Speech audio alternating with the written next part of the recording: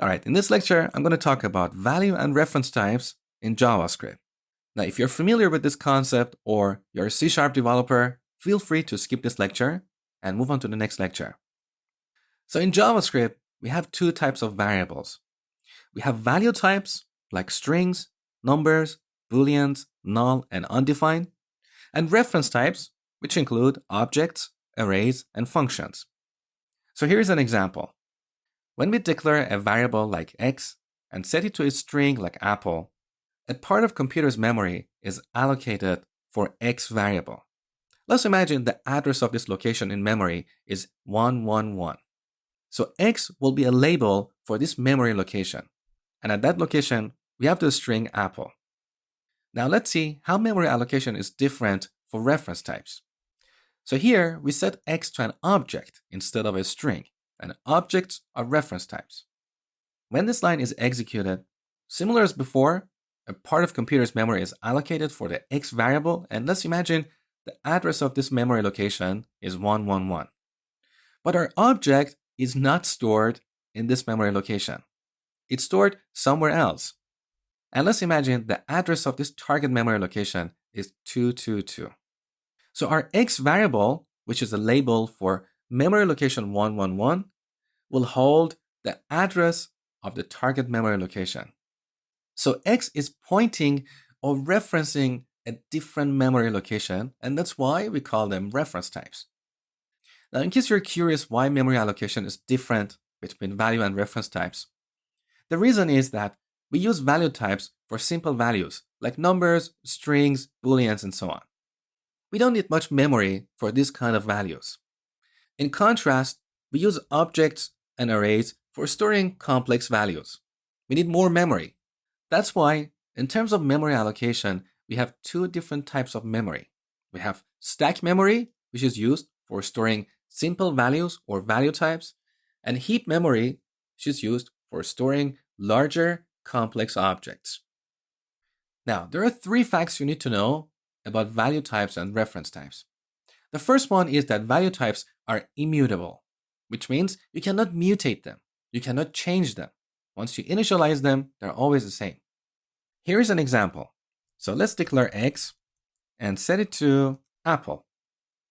Now, if we call one of the string methods like toUpperCase, this method will return a new string which is completely different from our original string.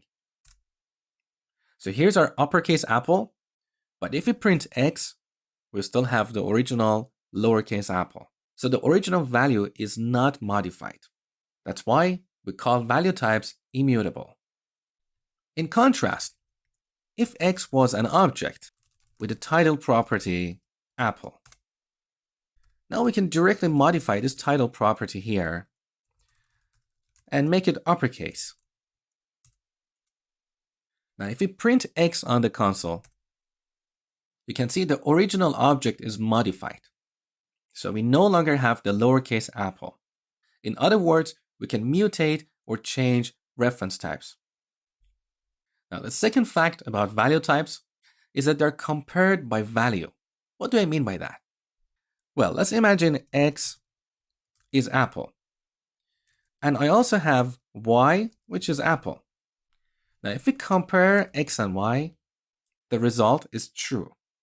So even though x and y are in two different parts of the memory, because they're value types, they're compared by the value they're holding, in this case, apple.